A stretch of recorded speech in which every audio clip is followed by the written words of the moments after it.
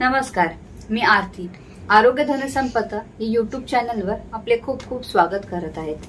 आपण दिलेल्या भरघोस प्रेमाबद्दल मी आपली आभारी आहे. असंच आपल्या सगळ्या व्हिडिओला लाईक, शेअर आणि सबस्क्राईब करा. आणि जर तुम्हाला एखाद्या विषयावरती काही माहिती पाहिजे असेल तर प्लीज मला कमेंट सेक्शन मध्ये टाका. मी नक्की तुमच्या समस्या सॉल्व्ह करण्याचा प्रयत्न करेल.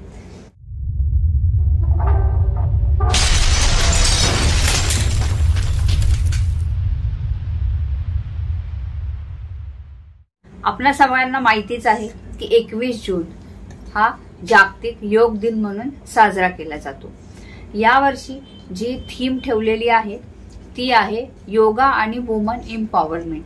याचाच अर्थ असा की योग आणि महिला सक्षमीकरण. याच जागतिक योग दिनाचे औचित्य साधून मी आज आपणा सर्वांना योगाचे बेनिफिट्स काय आहेत याबद्दल माहिती देणार आहे. आपल्या सगळ्यांना माहितीच असेल पण तरी सुद्धा एक रिफ्रेशमेंट म्हणून आपण योगाचे काय उपयोग आहेत, ते कशासाठी केला पाहिजे याबद्दल आपण जाणून घेणार आहोत. आता आपण बघत आहोत रोजच्या धावपळीच्या दिवसामध्ये प्रत्येक जण हे झुंबा त्याच पद्धतीने जिम कडे जाण्याचा प्रयत्न करत आहेत. पण या पद्धतीमध्ये काय होत आहे, फक्त तुमची जी फिजिकल आहे म्हणजे शारीरिक आहे ती एक्सरसाइज होत आहे. पण योगामध्ये काय होते, आपलं शारीरिक मानसिक दोन्ही गोष्टींकडे लक्ष दिलं जाते. त्यामुळे काय होतंय, योगाचे जे बेनिफिट्स आहेत ते जास्त प्रकारे आता वाढत चाललेले आहेत. म्हणून लोकांचं लक्ष हे काय आहे, योगाकडे चाललेलं आहे आजकाल. तर आपण आता इन डिटेलमध्ये योगा केल्याने काय फायदे होतात याबद्दल जाणून घेऊया. योगाचा उपयोग हा नेहमीच शारीरिक, मानसिक आणि आध्यात्मिक फायद्यांसाठी केला जातो. आणि आता वैद्यकीय संशोधनाने देखील हे सिद्ध केलेले आहे की योग हे सर्व मानवजातीसाठी एक वरदान ठरलेले आहे. जिम मध्ये जाऊन केवळ शरीराच्या काही भागांचाच व्यायाम होतो, तर योगासने केल्यामुळे काय होणार आहे, शरीरातील सर्व अवयव, ग्रंथी यांचा व्यायाम करतात. त्यामुळे शरीरातील अवयव काय सुरळीतपणे काम करायला सुरुवात करतात. ठीक आहे. तसेच रेग्युलर योगा केल्याने आपले जी शरीरातील रोग प्रतिकार शक्ती आहे ती देखील वाढते. म्हातारपणी देखील तुम्ही तरुण दिसू शकता. त्याचप्रमाणे योगा केल्याने शरीर हे निरोगी राहते, प्रसन्न राहते. तसेच त्वचेवर एक वेगळ्या प्रकारचा ग्लो सुद्धा येतो. तसेच योगासना केल्यामुळे दुबळा माणूस देखील सशक्त होतो. आणि दुसरीकडेच नियमित योगासने केल्यामुळे शरीरातील चरबीचे प्रमाण देखील कमी होण्यास मदत होते. ठीक आहे. तसे योग आहे हे बारीक होण्यासाठी देखील फायदेशीर आहेत. योगासनामुळे काय होतात, त्याचा जर तुम्ही नियमित सराव केला तर काय होणार आहे, स्नायूंचा चांगला व्यायाम होतो. आणि त्यामुळे जो मानसिक त्रास देखील आहे तो देखील कमी होण्याची शक्यता असते. आपल्याला योग केल्यामुळे चांगली भूक लागते, रात्री चांगली झोप येते, आपली पचनक्रिया देखील अतिशय उत्तम प्रकारे राहते. त्यामुळे ऍसिडिटीचा त्रास होणे, बद्धकोष्ठता होणे यासारख्या गोष्टी काय होतात, अवॉइड केल्या जातात. ठीक आहे. योगासनाप्रमाणेच प्राणायाम आणि ध्यान धारणा हे देखील शरीरासाठी खूप फायदेशीर राहते.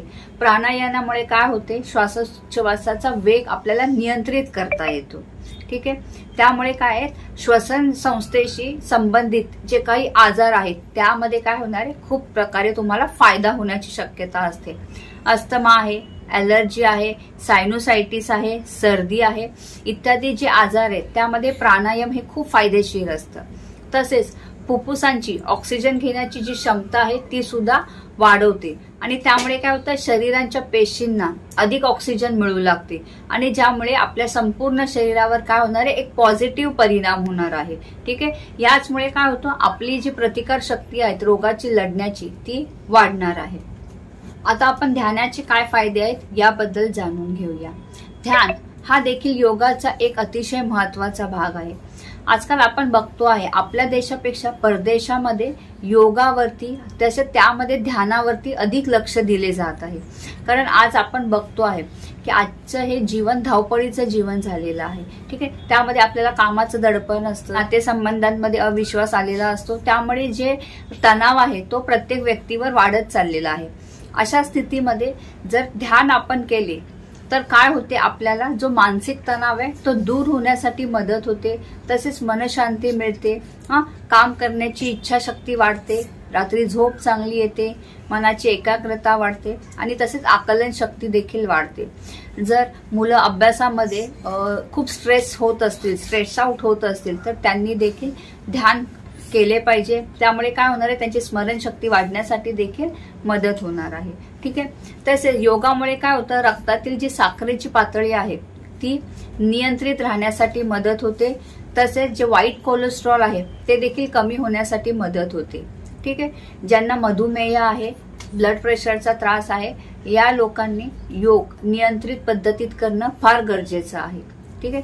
काही अभ्यासामध्ये असं देखील आढळून आलेलं आहे की जी काही योगासने आहेत आणि काही ध्यान केल्याने काय होते, सांधेदुखी, पाठदुखी इत्यादींमध्ये जी वेदना होते ती कमी होते आणि जी औषधांची गरज आहे त्याचं प्रमाण सुद्धा कमी होत आहे. तर अशा प्रकारे योग हा फार फायदेशीर आहे, पण तो तुम्ही व्यवस्थित पद्धतीने केला पाहिजे, चुकीच्या पद्धतीने करू नका. नाहीतर काय होतं, त्याचे साईड इफेक्ट सुद्धा होतात. जर तुम्हाला योग करायचा असेल तर तुम्ही व्यवस्थित त्याचा अभ्यास करा. ठीक आहे. खूप सारी पुस्तकं मिळतात त्याचा सुद्धा तुम्ही उपयोग करू शकता. युट्यूबवर सुद्धा आता योगाचे बरेच सारे व्हिडिओज आहेत, ते तुम्ही बघून सुद्धा आत्मसात करू शकता.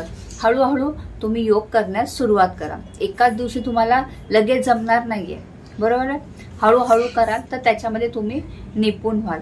योगामध्येच आपण बघतोय सूर्यनमस्कार सुद्धा तुम्ही करू शकता. त्याने सुद्धा काय होतं, आपले जे अंग आहे ते लवचिक बनतं. ठीक आहे.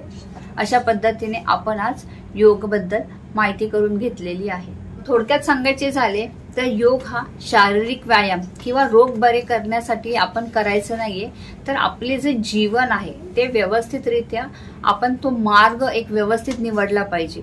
यामुळे काय होणार आहे, अल्टिमेटली तुमच्या शरीरात काय होणार आहे, बदल होणार आहेत आणि जे पॉझिटिव्ह बदल आहेत ते आपल्याला चांगलं आयुष्य जगण्यासाठी प्रफुल्लित करणार आहेत.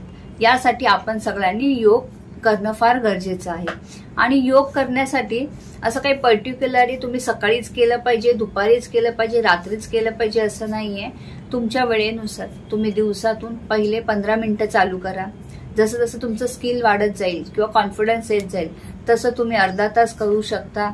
नंतर तुम्ही वेळ सुद्धा वाढवू शकता त्यामध्ये. ठीक आहे. पण जास्त पहिले जे तुम्ही योग कराल तेव्हा पहिले सूक्ष्म क्रियांवरती जरा जास्त लक्ष द्या.